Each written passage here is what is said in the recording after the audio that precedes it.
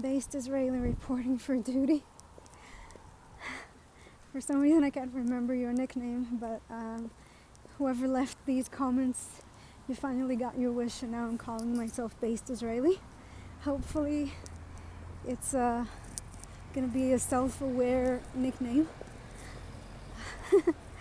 Also, today's my birthday, so happy birthday to me.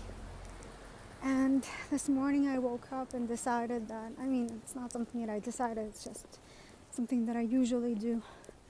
For some reason in the past month I forgot to do it, but I never waited for someone to carry my bags or my books, open the door for me or anything like that. And whenever someone did, I was always very grateful. But I realized that if I waited for someone to do it, it's never gonna happen. So today I received many happy birthday wishes, and despite the fact that they don't let me into restaurants, I celebrated at my grandma's house. So we got to celebrate, and that was really, really amazing. But I did not receive, one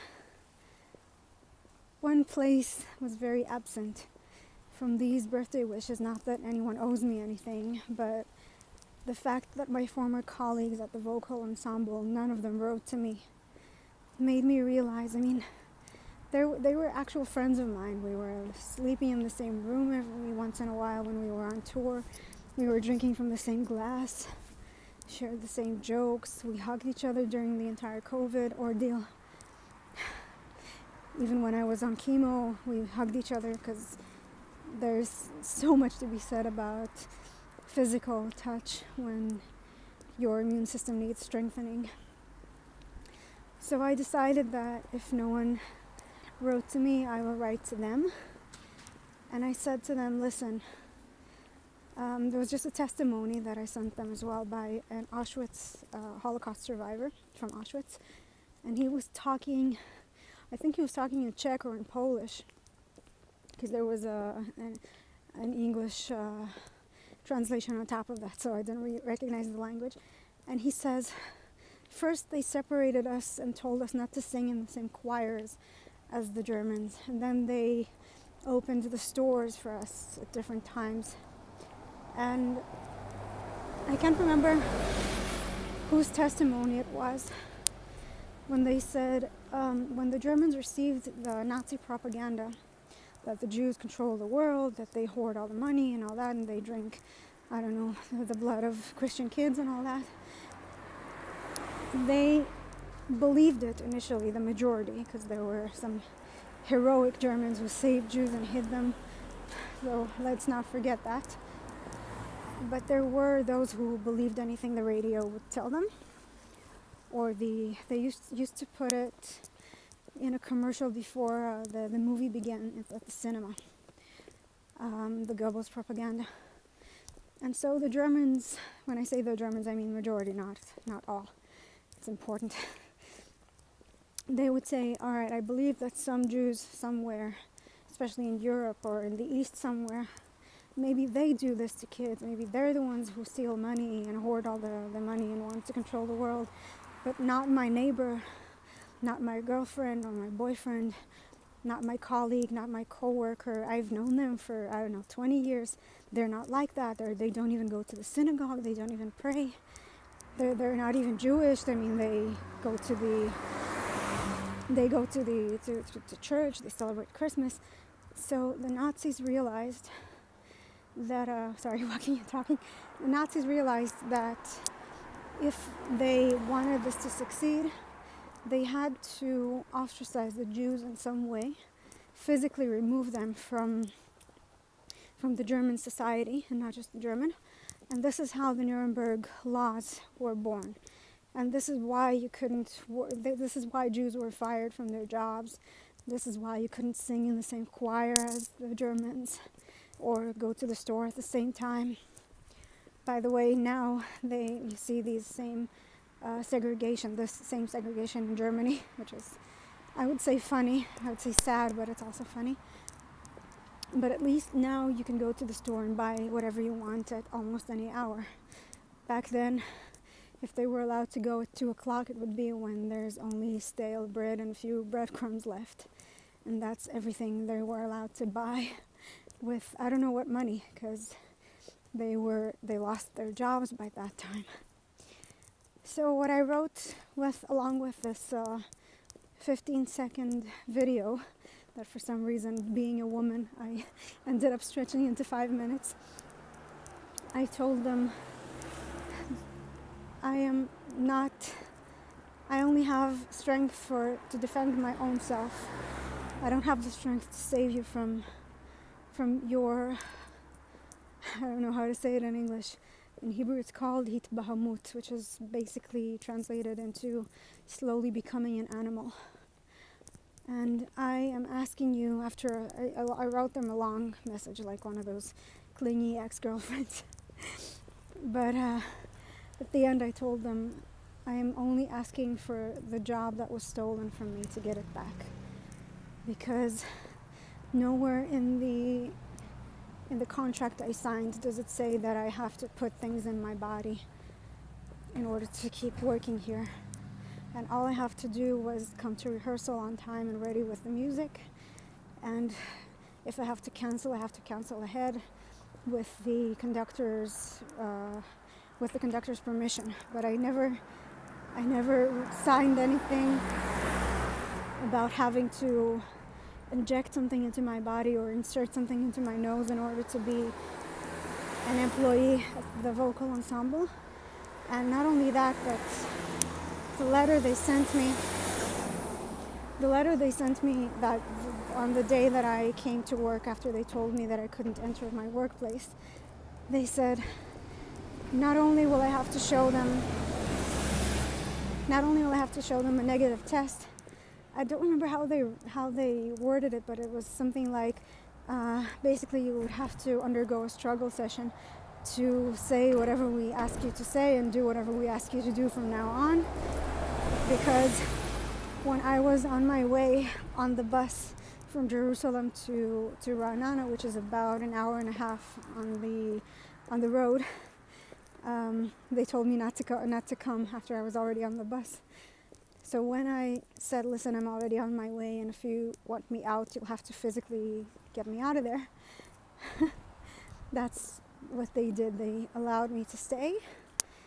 They allowed for me to stay, because God forbid they would confront me and make a scene. These are the people we're dealing with here. But afterwards, I received an email which said, important notice, and that's where they said that I was basically putting everyone in danger. I've said this before, and I'm going to say it again. When I was on chemo, I started chemo in June 2020. The first vaccine they started giving out was December 20th, 2020. So from that day until the first vaccine, we were all basically dealing with it the same way. Only at the hospital, I was told that I had to make a decision between my music career and my life, basically, because chemotherapy weakens the immune system so much that even a regular cold can kill you. And this is back when I still believed there was a virus. This is back when I believed that you had to stay home in 2 weeks to slow the spread and all that. I fell for that completely because, I didn't know. I was listening to all the sources. But back then I even said to a friend of mine, this has to be a bioweapon, because the only other time Israel shut down its stores and stuff, or even talked about it, because we didn't do it, and gave out gas masks, was when during the Gulf War, when Saddam Hussein was sending rockets into Israel with chemical weapons. We were all given, each citizen was given a gas mask, and one of these, I think it's an atropine injector, I don't even remember what it was. Atropine is just the word that showed up in my brain from my memory, so I apologize if I'm making a mistake. I just remember when I was a kid, I'm still afraid of needles, but back then I was even more afraid of needles, and they had to show me how to inject it in case I was affected by a chemical weapon. Imagine that. And this was the only time I remember we were undergoing such a dangerous time when people were afraid to open their business. And there was also the Lebanon War, the Second Lebanon War in 2006, when rockets were being flown by Hezbollah to Haifa and the north, and then I missed about a semester of school because everything closed. But no one told you when to shut everything down. If you wanted to, you would open your shop, and the only thing the government did to protect us was, before Iron Dome, by the way.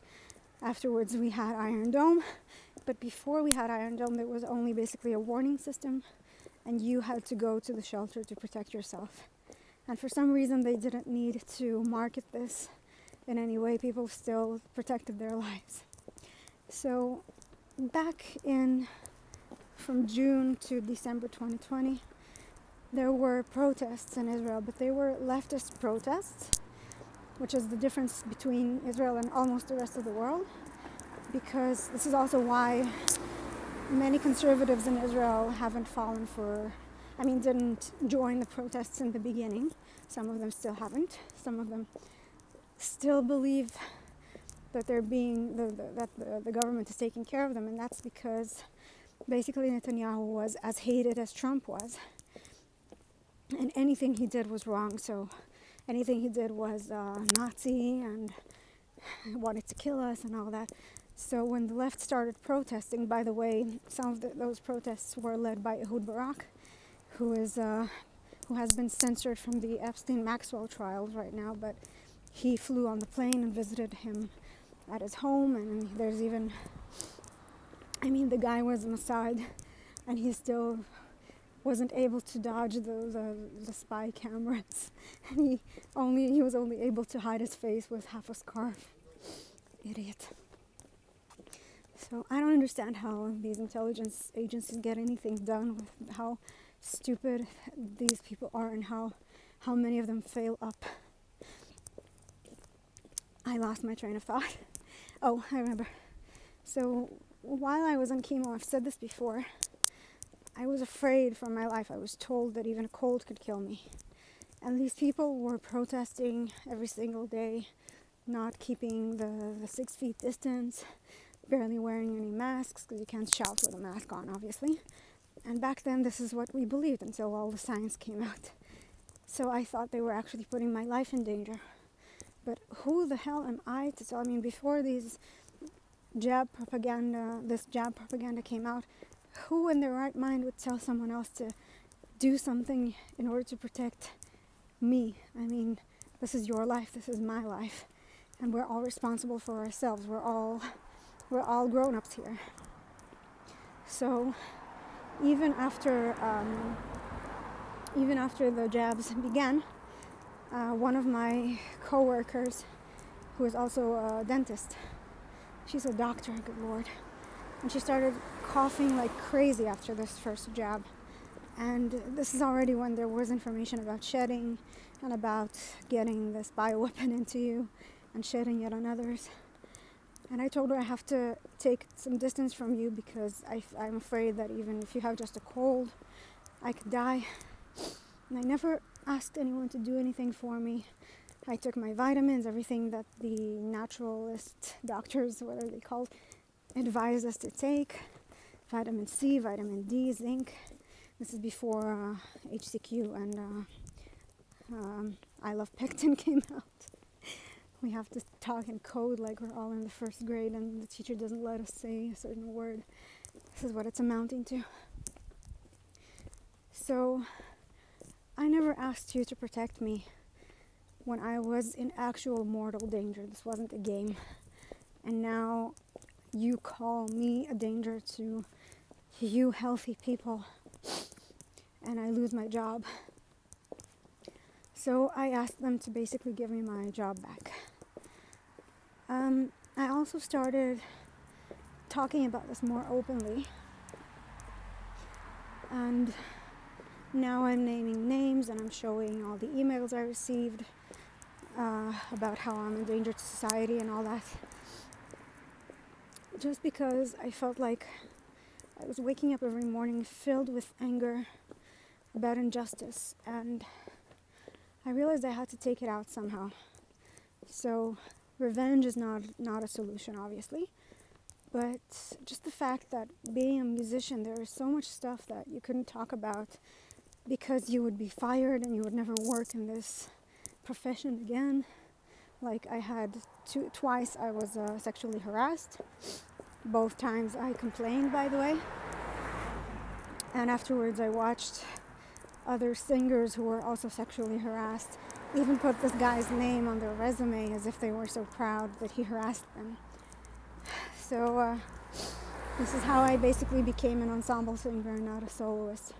Not that, I mean, I don't know, I am not objective obviously about myself and my own talents, but I've seen them bash singers with very rare and beautiful voices and amazing techniques. So I've seen them bash good singers as well as bad singers, and I've seen bad singers fail up. So I can't be objective about my own voice, but I know that I've never stayed quiet about injustices in this business. So it could be why. And now I decided that I will speak up and I will name names and I will share everything that's happened. And I don't know if it'll work. I don't know if it just sounds like I'm hungry for attention or something. I don't know. But, you know, when you spend an entire month sick and no one calls you from your old colleagues and no one wishes you happy birthday, you could take it out on them and go, this is personal, they don't care about me. Or you can just go, wait a second, this is, well, obviously it's their responsibility because for some reason I didn't fall for this. But it's also the propaganda and the brainwashing that they had to separate us in order to dehumanize us. And that brings me to my last topic that I wanted to bring up, which is actually why I'm making this video. Someone asked me to watch something called Santa Inc. I don't know what it is. I would love to get a link. But basically it talks about Jewish conspiracies and all that. So I wanted to say two things. One, Israel has all religions here, and every year they celebrate Christmas. I used to celebrate New Year's Eve as a kid in Soviet Russia. When I came to Israel, for some reason I thought that Christmas and New Year's Eve were one and the same, and so I started celebrating them both. And every year on Christmas at midnight we go to the same church and we shake hands with Jews and Arabs and Christians and Muslims, whoever wants to see a mass, and we wish each other peace on earth. And every church, I don't know if they'll let me in this year, I don't even know if I'll go this year because I lost all faith in humanity. But if anyone will accept me in any church here, I will go. Just because it's such a universal holiday here in Israel. And so if there was a Jewish conspiracy about Christmas, I think the first thing Israel would do as a government would be to prevent people, Christians, of every stream from celebrating Christmas. And also, when someone like Epstein does something, I've already spoken about this, when someone like Epstein does something immoral, to say the least, I feel like I have to defend my group in terms of this is not what we're like, and I hope they get the maximum penalty. Same for Benjamin Netanyahu, who was sold. I don't know in what world it's okay for a democratically elected prime minister to sell the bodies and the lives of 9 million people, including all the minorities here, to the pharmaceutical companies forever, because we are still going to get boosters in 2028. And I hope he gets the maximum penalty along with Fauci and all of them at Nuremberg 2.0. But Jews are so, we've never been a monolith. I've even read in Hannah Arendt's book about how easy it was for Nazis to convince German Jews to become the Judenrat, because they considered themselves to be more German than Jewish. And so when the poor, sorry about that, when the poor European Jews arrived at the ghettos, they basically didn't see themselves as part of the same people, and they criticized their lack of culture, because Germans were so cultured and well educated and all that. And basically the Slavic Jews and the Eastern Jews were more basically farmers and stuff like that. I mean, they were living in small ghettos, if I can call it that. They were living in what do you call them, shtetls and all that. And in Germany, people were doctors and lawyers. Not to generalize, but basically this is what generally happened, using the same word. So it was very easy for the Nazis to gain the Jewish trust, the German Jews' trust. And even today, I've said this to someone, even today, there are Israelis that believe that Israel shouldn't exist. And there are Jews in the USA or all over the world who think that Israel needs to exist, but they just choose not to live there because they have their careers and their lives somewhere else. And then there are Jews who support BDS, and BDS is a movement which basically from the river to the sea, which means the country shouldn't exist at all. The Jews in the country shouldn't exist at all. So the only time I actually worry is when Jews have a consensus on something, because it's obvious that it's coming from psychological operations or propaganda, fear-based propaganda usually, about war or, I don't know, disease. This is the only time when I get scared. So I feel weird talking about conspiracies in the middle of Jerusalem. When you can talk about any conspiracy you like, and before that I didn't believe them, but now maybe the Jewish elite has something to do with this, just like every other elite. But it's not all, because you have this famous saying, "Two Jews, three opinions," because we can never agree on anything. I said this in the comments as well.